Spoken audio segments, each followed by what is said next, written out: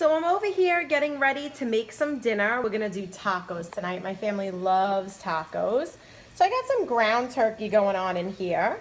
And I just wanted to take a minute to film and to show everybody this fabulous tool that is in front of me, the mix and chop.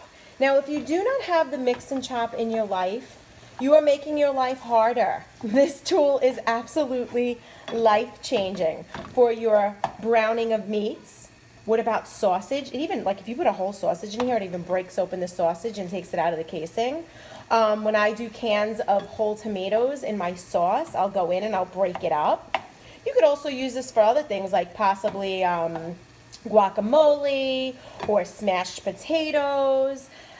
You truly don't realize how much you need it till you use it for the first time. So I really wanted to point it out right now because it is one of the guest specials this month. When you spend $75 or more, it is one of the tools you get to choose from. The fabulous mix and chop, every household should own it. All right, everybody, that's just a quick little video for you of the mix and chop in action. Look how it breaks it up. No more fussing with spatulas or wooden spoons or the side of a fork. It is safe on all your non-stick cookware. Goes right in the dishwasher. Gotta love it.